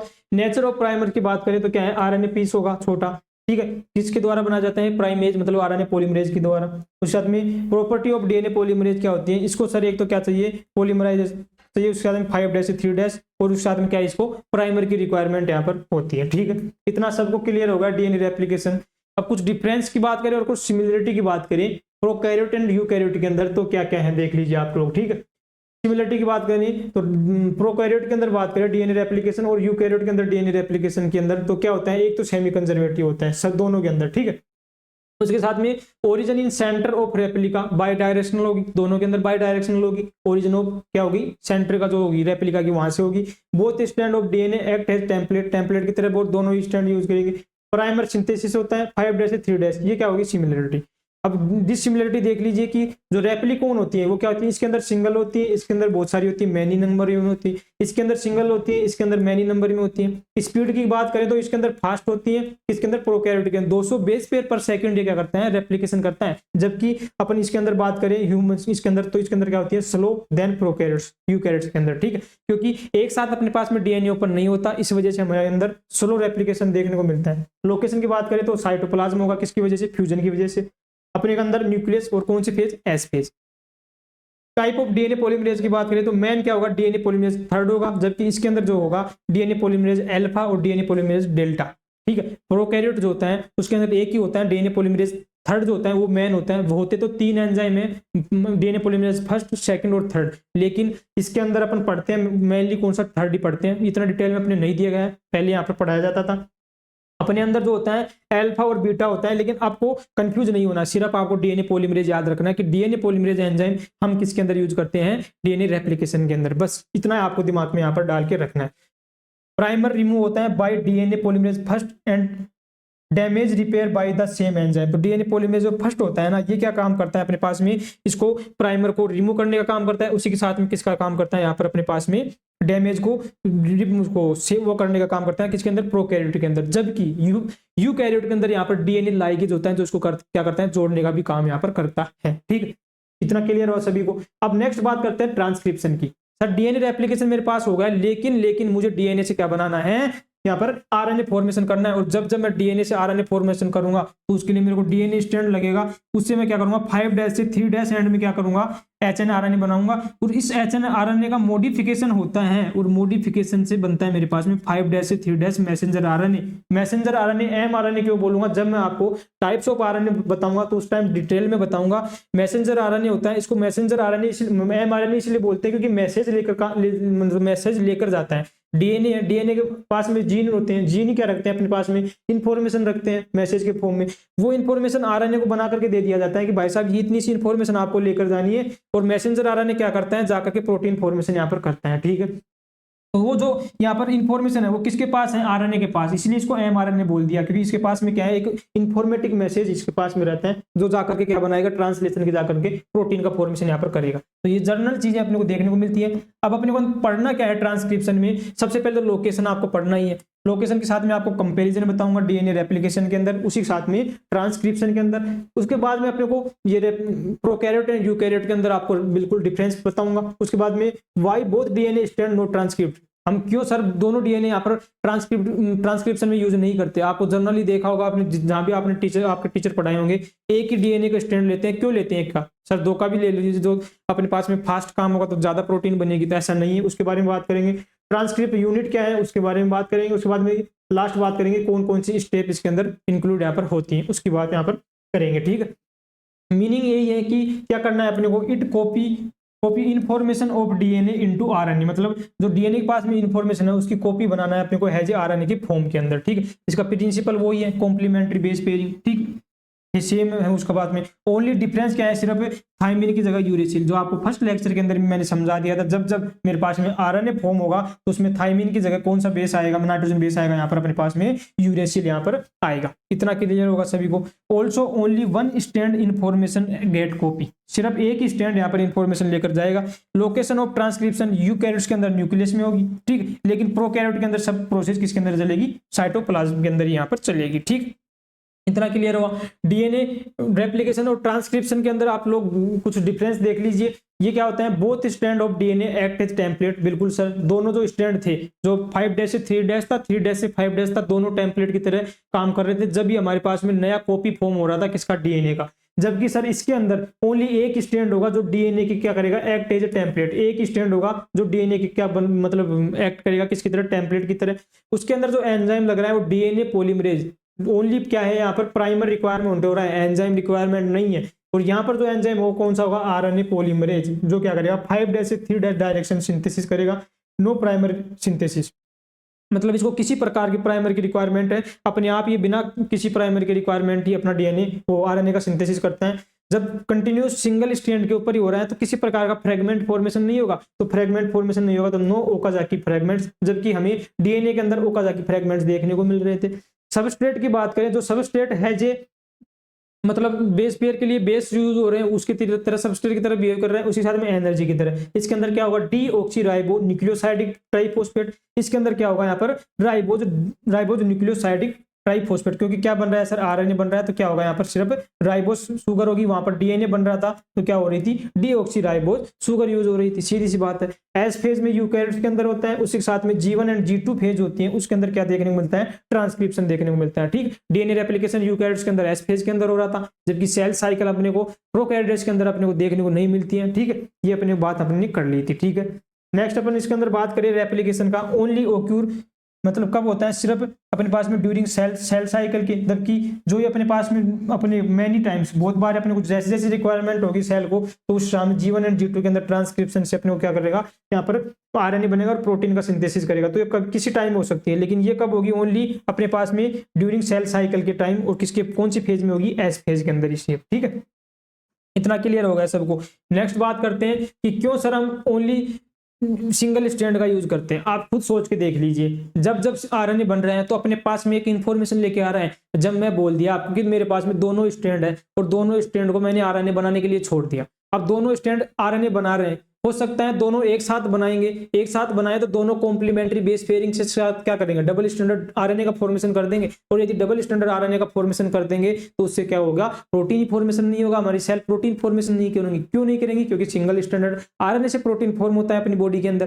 ठीक है सर, हमने ऐसा किया कि जो एक स्ट्रैंड था वो अलग टाइम पे अपने आरएनए बना रहा है और एक स्ट्रैंड है जो अलग टाइम पे आरएनए बना रहा है। ठीक है, लेकिन जो स्ट्रैंड अलग अलग है वो दोनों अलग अलग सीक्वेंस में क्या बनाएंगे, प्रोटीन्स का फॉर्मेशन करेंगे, मतलब इन्फॉर्मेशन लेकर आएंगे अलग अलग। तो जब अलग अलग इन्फॉर्मेशन लेकर आएंगे तो अलग अलग प्रोटीन बनेगी या नहीं बनेगी। जब अलग अलग प्रोटीन बनेगी मतलब हमारी जो सेल्स होंगी वो कंफ्यूजन हो जाएगी, कौन सी इन्फॉर्मेशन का सही करेक्ट अपन क्या बनाए, प्रोटीन यहाँ पर फॉर्मेशन करें। तो एक मतलब हमारे को करेक्ट इन्फॉर्मेशन नहीं मिलेगी, तो उसके लिए अपने को जीन एक्सप्रेशन की जो मशीन अपने पास में उसके लिए कॉम्प्लिकेट हो जाएगा यहाँ पर कि अपन कौन सी सीक्वेंस से प्रोटीन यहाँ पर बनाए। ठीक है, तो ये दोनों चीजें यहाँ पर देखने को मिलती है, इसलिए अपन क्या करते हैं यहाँ पर एक ही टेम्पलेट अपने यूज करते हैं किसके अंदर, ट्रांसक्रिप्शन के अंदर। नेक्स्ट बात करता हूँ ट्रांसक्रिप्शन यूनिट की। ट्रांसक्रिप्शन यूनिट की बात क्यों कर रहा हूं, एक तो कंप्लीट जो अपने पास में डीएनए होता है वो ट्रांसक्रिप्शन नहीं करता है। ठीक है, उसके अंदर कुछ यूनिट होती है वही ट्रांसक्रिप्शन करती है, और जो पार्ट शेष बताता है उसको अपन बोलते हैं नॉन कोडिंग डीएनए, और जो अपने पास में ट्रांसक्रिप्शन कर रहा है उसको बोलते हैं कोडिंग डीएनए। तो दो टाइप का डीएनए आपको देखने को मिलेगा, कोडिंग डीएनए और नॉन कोडिंग डीएनए, जो क्या नहीं कर रहा है यहाँ पर, ट्रांसक्रिप्शन नहीं कर रहा, जिसको अपन जंक डीएनए के नाम से भी यहाँ पर जानते हैं। ठीक है, तो ये अलग अलग यूनिट होती है, क्योंकि पूरे आपने पढ़ा था कि डीएनए के ऊपर जीन होते हैं, लेकिन ऐसा तो है नहीं कि हर जगह जीन प्रेजेंट होते हैं। ठीक है, कहीं कहीं जहां जहां प्रेजेंट होंगे जीन, और जो भी जीन है जिसके पास में इंफॉर्मेशन है वही तो ट्रांसक्रिप्शन करेगा ना। सभी जीन ट्रांसक्रिप्शन क्यों करेंगे जब अपनी बॉडी को रिक्वायरमेंट ही नहीं है। तो ठीक है, जितनी रिक्वायरमेंट है, जिस जीन की रिक्वायरमेंट है या जिस प्रोटीन की अपनी बॉडी को रिक्वायरमेंट है, वही तो यहाँ पर फॉर्मेशन करेगी ट्रांसक्रिप्शन में। इसीलिए हम ट्रांसक्रिप्शन यूनिट पढ़ते हैं यहाँ पर अलग अलग। कंप्लीट डीएनए को अपन है ट्रांसक्रिप्ट यूनिट नहीं पढ़ते हैं। ठीक है, क्यों नहीं पढ़ते हैं वो मैंने रीजन आपको दे दिया, क्योंकि जीन हमारे पास अलग अलग पोजीशन के ऊपर देखने को मिलती है। जैसे हमारी बॉडी को रिक्वायरमेंट होगी प्रोटीन की, वैसे वैसे हमारी बॉडी प्रोटीन बनाएगी। तो उसके अंदर जो जिसके ऊपर जीन होगा ट्रांसक्रिप्शन के अंदर जो पार्टिसिपेट कर रहा है उसको बोलते हैं ट्रांसक्रिप्ट यूनिट, मतलब कोडिंग डीएनए। और जो जीन फॉर्मेशन में मतलब प्रोटीन फॉर्मेशन में पार्टिसिपेट नहीं कर रहा है, मतलब आरएनए फॉर्मेशन में पार्टिसिपेट नहीं करेगा, उसको बोल दिया हमने नॉन कोडिंग डीएनए, मतलब जंक डीएनए बोल दिया। मतलब एक टाइप का, जैसे लोहे की जंग लग जाती है तो किसी काम का नहीं होता, मतलब वेस्ट प्रोडक्ट रहता है, तो उसी टाइप से अपन जंक डीएनए को इसी नाम से दिया गया नाम। ठीक है, transcription not occur in complete DNA, मैंने आपको समझा ही दिया क्या चीजें। ठीक है, अब जो मैंने बताया कि सर इसके अंदर सिर्फ क्या चाहिए, एक ही टेम्परेट स्टैंड हमें चाहिए। ठीक है सर, लेकिन जैसे हम डीएनए रेप्लिकेशन के अंदर बात कर रहे थे कि उसका इनिशिएशन के लिए कुछ प्रोटीन वगैरह चाहिए, तो इसके इनिशिएशन के लिए और इसके हमें मतलब टर्मिनेट करने के लिए, मतलब मेरे को बंद भी करना है ना कि मेरे को इतना इन्फॉर्मेशन प्रोवाइड करवाना है जीन से सिर्फ, तो इतनी आरएनए बनता है। ऐसे तो नहीं कि प्रॉपर पूरा कंप्लीट आरएनए बनता जाता है, ऐसा नहीं होता। तो इसके लिए इसके अंदर दो यूनिट पाई जाती हैं। ठीक है, इनिशिएशन के लिए और टर्मिनेटर के लिए, और उसको बीच में जहां से आरएनए बनता है उसका एक अलग से जीन होता है जिसको बोलते हैं अपन स्ट्रक्चरल जीन। तो जो फर्स्ट जो एंड पे जिस पे इनिशिएशन होता है उस पे जो यहाँ पर अपने पास में स्ट्रक्चर होता है उसको बोलते हैं प्रमोटर, बीच में जो ये पूरा स्ट्रक्चर होती है उसको बोलते हैं स्ट्रक्चरल जीन, और जो लास्ट में बचेगा उसको बोलते हैं टर्मिनेटर जीन के नाम से। तो तीन सेगमेंट्स, तीन मतलब अपने पास में यूनिट होती है इसके अंदर, ट्रांसक्रिप्ट यूनिट के अंदर। ठीक है, एक ट्रांसक्रिप्ट यूनिट बात किया, ट्रांसक्रिप्ट यूनिट मतलब सर जो आरएनए बना रही है, ठीक है, उसकी मैं बात कर रहा हूँ सर। उसके अंदर भी आपने 3 पार्ट बता दिया सर। एक क्या बता दिया, प्रमोटर, जहां से अपने पास में क्या होगा, इनिशिएशन स्टार्ट होगा। एक बता दिया सर आपने स्ट्रक्चरल जीन, जहां से आरएनए फॉर्मेशन होगा। और एक बोल दिया टर्मिनेशन, जहां से अपने पास में आरएनए फॉर्मेशन क्या होगा, बंद होगा। ठीक है, ठीक, इतना क्लियर हुआ। इसका डायरेक्शन वही देख लिए, 5 से 3 तो 3 से 5। ठीक है, ये क्या हो गया मेरे पास में 5 हो गया। ये क्या हो गया मेरे पास में 3। ये मेरे पास में क्या होगा, यहाँ से 3। एक, क्योंकि बेस पेयरिंग है, कॉम्प्लीमेंट्री बेस पेयरिंग है, तो एक 5 से 3 होगा, तो दूसरा 3 से 5 होगा। ठीक है, ये बात होगी। अब ये जो प्रमोटर है और टर्मिनेटर, ये कहाँ पर होते हैं उसकी अपन बात कर लेते हैं। ठीक है, तो ये जो प्रमोटर होता है ना, ये प्रमोटर पाया जाता है अपने पास में 2 टाइप के अपने पास में। मैं आपको स्टैंड बताऊंगा। एक बताऊंगा आपको, मैं बताया कोडिंग स्टैंड। ठीक है, एक बताऊंगा आपको टेम्पलेट स्टैंड। मतलब जो इससे टेम्पलेट स्टैंड क्या होगा, जिससे अपने को क्या फॉर्मेशन हो रहा है, आरएनए फॉर्मेशन हो रहा है। क्योंकि है जो टेम्पलेट जो काम करेगा, सीधी बात है, उसी को अपन क्या बोल दिया, टेम्पलेट स्टैंड बोल दिया। इसको अपन और भी नाम देते, इसको क्या बोल देंगे, non coding stand. Non coding stand क्यों बोल रहे हैं, जो नॉन कोडिंग क्यों स्टैंड क्यों बोल रहे हैं, क्योंकि जो मेरे पास में आरएनए बनेगा उसके ऊपर जो कोड है एज ए बेस के फॉर्म में, वो किसके सिमिलर होते हैं अपने पास में, कोडिंग स्टैंड के। मतलब जो ऊपर वाला जो अपने पास में है जो टेम्पलेट काम नहीं किया, जिसको हमने क्या बोला, कोडिंग स्टैंड, या जिसको हमने क्या बोला, नॉन टेम्पलेट स्टैंड के नाम से यहाँ पर जाना है इसको। ठीक है, नॉन टेम्पलेट स्टैंड। तो 2 टाइप के स्टैंड हो गए। कोडिंग स्टैंड क्यों बोल रहे हैं, क्योंकि जो सर आरएनए बनेगा ना, उसकी सीक्वेंस सेम किसकी तरह होगी, कोडिंग स्टैंड की तरह होगी। क्योंकि जो अपने पास में आरएनए बन रहा है, किससे बन रहा है, टेम्पलेट स्टैंड से। और जो टेम्पलेट स्टैंड है, ये किसका कॉम्प्लीमेंट्री बेस पेयर बनाते हैं, किसके साथ में, अपने पास में कोडिंग स्टैंड के साथ में। ठीक है, तो ये क्लियर होगा। कोडिंग स्टैंड की डायरेक्शन बात करें तो 5 से 3 इसकी हो गई, और 3 से 5 अपने पास में क्या होगा, टेम्पलेट स्टैंड हो गया, जहां पर यहाँ पर कंप्लीट हो गया आपको। ठीक है, अब बात कर लेते हैं लोकेशन को, किसकी, प्रमोटर की लोकेशन को बात करें, उसी साथ में अपने पास में टर्मिनेटर की लोकेशन की बात करें। तो ये दोनों जो प्रेजेंट होते हैं अपने पास में, ये जो होते हैं प्रमोटर जो होता है, ये होता है 5 एंड के ऊपर, किसके ऊपर, अप स्ट्रीमिंग। अब अप स्ट्रीमिंग और डाउन स्ट्रीमिंग क्या होती है मेरे पास में, ये मेरे पास में लोकेशन मैंने डिसाइड कर लिया, जहां से क्या होगा, इनिशिएशन होगा। ठीक है, तो इनिशिएशन से जो आगे वाली साइड जो होगी, स्ट्रक्चरल जीन से आगे वाली साइड, जहां से अपने डीएनए आरएनए फॉर्मेशन हो रहा है, तो ये जो साइड हो गई, जिसको बोल दिया अपन ने अप स्ट्रीमिंग। और इससे पीछे वाली साइड जो होगी, इसको बोल दिया अपन ने डाउन, मतलब ये डाउन स्ट्रीमिंग होगी, सॉरी, और ये होगी अप स्ट्रीमिंग, दोनों साइड। ठीक है, ये क्या होगी, डाउन, और ये कौन सी होगी, अप स्ट्रीमिंग। इसको अपन नेगेटिव और पॉजिटिव से भी आप डिनोट कर सकते हो वहां पर। ठीक है, अब जो प्रमोटर था, ये कहां पर होता है, ये होता है located at 5 and up streaming of coding stand. ठीक, कोडिंग स्टैंड। ठीक, उसी साथ में अपने पास में जो टर्मिनेटर होता है, ये 3 एंड पर होता है। ठीक है, किसके ऊपर होता है, डाउन स्ट्रीमिंग। 3 पे हो रहा है, मतलब सर आगे की साइड में हो रहा है, पॉजिटिव डायरेक्शन के अंदर हो रहा है, तो वो क्या हो गया, 3 एंड हो गया। प्रमोटर की बात कर लिया मैंने, और किसकी बात कर लिया, टर्मिनेटर की। और जब जब अपन प्रमोटर और टर्मिनेटर की बात करते हैं, तो इनका जो रिलेशन अपन किसके द्वारा बताते हैं, कोडिंग स्टैंड के ही द्वारा यहाँ पर बताते हैं। यहाँ पर टेम्पलेट स्टैंड के द्वारा इसका अपन नहीं बताते हैं यहाँ पर। ठीक है, ये चीज क्लियर हो गई। टेम्पलेट जो होता है, ये क्या होता है, कॉम्प्लीमेंट्री होता है टू किसके, आरएनए के। ये मैंने आपको समझा ही दिया है। ठीक है, और यहाँ पर concept of up streaming and down streaming का आपको मैंने समझा दिया क्या क्या होता है। जब जब प्रमोटर की बात करेंगे और टर्मिनेटर की बात करेंगे, तो किसके कंपेयर, किससे रिलेट बात करेंगे, कोडिंग स्टैंड के। जब कोडिंग स्टैंड का जो 5 एंड होगा, ये वाला, इसके ऊपर क्या पाया जाएगा, प्रमोटर पाया जाएगा। क्योंकि तो 3 एंड होगा, इसके ऊपर क्या पाया जाएगा, अपने पास में टर्मिनेटर यहाँ पर पाया जाता है यहाँ पर। ठीक है, इतना क्लियर होगा सबको। नेक्स्ट इसके अंदर देख लेते हैं, कुछ कंपैरिजन देख लेते हैं, किसके अंदर, यूकैरियोट सेल और प्रोकैरियोट सेल के अंदर। ठीक है, प्रोकैरियोट लोकेशन की बात करें, सबसे पहले तो न्यूक्लियस के अंदर होगा। ठीक है, इसके अंदर क्या है, साइटोप्लाज्म के अंदर हो रहा है। इसके अंदर आरएनए फॉर्मिंग न्यूक्लियस, लेकिन क्या करता है, क्या जब साइटोप्लाज्म इसको लेकर जाना पड़ता है, तो इसके अंदर कुछ मॉडिफिकेशन करना पड़ता है। वो भी मैं आपको पढ़ाऊंगा कि क्या क्या मॉडिफिकेशन करना पड़ता है, जबकि किसी प्रकार की मॉडिफिकेशन की नीड नहीं होती किसके अंदर, प्रोकैरियोट्स के अंदर। ट्रांसक्रिप्शन न्यूक्लियस के अंदर हो रहा है, लेकिन जो ट्रांसलेशन होगा ये साइटोप्लाज्म में होगा। ठीक है, ये बात होगी। यहाँ पर रिक्वायरमेंट 3 एंजाइम की रिक्वायरमेंट होती है, किसके अंदर, अपने पास में यूकैरियोट्स के अंदर। जबकि सिंगल टाइप का एंजाइम यहाँ पर काम आ जाता है, आरएनए पॉलीमरेज, किसके अंदर, अपने पास में प्रोकैरियोट्स के अंदर। अब ये जो आरएनए पॉलीमरेज एंजाइम होता है, ये यहाँ पर भी क्या होता है, मैन एंजाइम की तरह बिहेव करता है, जैसा आपने डीएनए पॉलीमरेज किसके अंदर बात की थी, डीएनए रेप्लिकेशन के अंदर। तो अब अपन बात करेंगे डीएनए पॉलीमरेज, जो इंपॉर्टेंट एग्जाम यहाँ पर अपने पास में है। ये क्या होता है, मल्टी सब यूनिट्स के अंदर पाई जाती है। प्रोटीन नेचर का क्या होता है, एंजाइम होता है, क्योंकि एंजाइम किससे बनते हैं, प्रोटीन से बनते हैं। ठीक है, लेकिन इसके अंदर इसका जो मेन प्रिंसिपल होता है, वो क्या करता है, सेम ये ये क्या करेगा, कॉम्प्लीमेंट्री बेस पेयरिंग करेगा, लेकिन एडेनिन की जगह क्या आ जाएगा यहाँ पर, यूरेसिल यहाँ पर अपने पास में आ जाएगा। ये आपको याद रखना है क्योंकि आरएनए फॉर्मेशन यहाँ पर अपने पास में करेगा सर ये, ठीक है।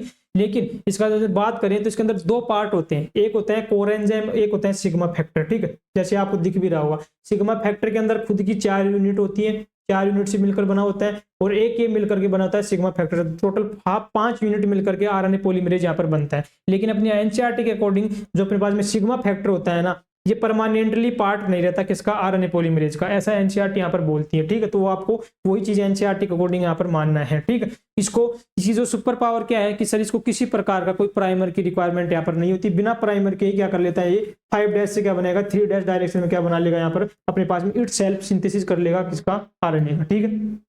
आरएनए पॉलीमरेज को लेकर बात होगी। अब इसके कुछ एंजाइम्स और कौन कौन सी एंजाइम है, कब क्या काम करते हैं उसकी बात कर लेते हैं। जैसे ये स्ट्रक्चरल जीन होगा, ये प्रमोटर होगा, ये क्या होगा, टर्मिनेटर होगा, ठीक है। तो अब इसकी स्टेप की जो फर्स्ट स्टेप है वो क्या है, इनिशिएशन, सेकंड स्टेप है इलोंगेशन, और थर्ड स्टेप क्या है, टर्मिनेशन। तो फर्स्ट स्टेप होती है इसका इनिशिएशन करने के लिए क्या होता है, आइडेंटिफाई करते हैं किससे, प्रमोटर से। कौन करता है आइडेंटिफाई, आरएनए पॉलीमरेज आता है, और आरएनए पॉलीमरेज किसके साथ में मिलकर मिलता है, सिग्मा फैक्टर। फिर सिग्मा फैक्टर आरएनए पॉलीमरेज मिलकर के किसका आइडेंटिफाई करते हैं, प्रमोटर का। जैसे इनको प्रमोटर का आइडेंटिफाई हो जाता है तो वहां से क्या करते हैं, आरएनए का फॉर्मेशन स्टार्ट कर देते हैं। नेक्स्ट बात करते हैं इलोंगेशन के लिए। इलोंगेशन के अंदर आरएनए पॉलीमरेज अलोन क्या करता है, मूव थ्रू स्ट्रक्चरल जीन के थ्रू जाता है, इसको किसी प्रकार की जरूरत नहीं होती। तो जब इलोंगेशन की बात करें तो उस टाइम क्या रिक्वायरमेंट है, सिर्फ आरएनए पॉलीमरेज की। टर्मिनेशन की बात करें तो इसके अंदर आरएनए पॉलीमरेज रो फैक्टर के द्वारा क्या करता है, आइडेंटिफाई करते हैं टर्मिनेटर रीजन की, और जैसे उनको टर्मिनेटर रीजन मिल जाता है तो वहां से क्या कर देते हैं, वो आरएनए फॉर्मेशन को क्या कर देते हैं, रोक देते हैं।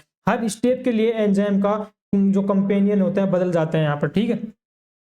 अब बात कर लेते हैं स्टेप की। तो सबसे पहले मेरे पास में क्या आएगा, इनिशिएशन, मतलब सर मेरे को क्या करना है, शुरुआत यहाँ पर करनी है। तो शुरुआत करने के लिए मैंने क्या बताया आपको कि आरएनए पॉलीमरेज होता है वो क्या करता है, इस डीएनए, क्योंकि डीएनए का सेगमेंट है तो डीएनए, आरएनए पॉलीमरेज और सिग्मा, ये तीनों मिलते हैं, इनको बोलते हैं क्लोज बाइनरी कॉम्प्लेक्स। जब जैसे इसके पास में आएगा और ये प्रमोटर के पास में आएगा तो ये प्रमोटर को क्या कर लेता है, बाइंड कर लेता है, मतलब इसको प्रमोटर वाला एरिया, मतलब रीजन समझ में आ जाता है जहां से इसको क्या करना है, रेप्लिकेशन करना है। तो ये जो कॉम्प्लेक्स बना इसको अपन क्या बोलते हैं, क्लोज बाइनरी कॉम्प्लेक्स। लेकिन बाद में जैसे ही ये सिग्मा फैक्टर यहाँ से रिमूव होगा, रिमूव होने के बाद फिर ये डीएनए वो आरएनए मतलब आरएनए का सिंथेसिस करना क्या करेगा, स्टार्ट करेगा, तो उस केस को बोलेंगे अपन ओपन बाइनरी कॉम्प्लेक्स। तो दोनों आपको इतना याद नहीं रखना है, सिंपल इतना याद रखना है कि सर जो आरएनए पॉलीमरेज है उसके साथ में कौन आएगा, सिग्मा फैक्टर आएगा, और सिग्मा फैक्टर किसको आइडेंटिफाई करेगा अपने पास में, प्रमोटर को, और वहां से क्या कर देता है, फिर ये अपने पास में आरएनए का सिंथेसिस स्टार्ट यहाँ पर कर देता है। और कौन करता है यहाँ पर, आरएनए पॉलीमरेज, ठीक है, क्योंकि आरएनए पॉलीमरेज को प्राइमर की रिक्वायरमेंट नहीं है, बिना प्राइमर के ही क्या करता है वो अपना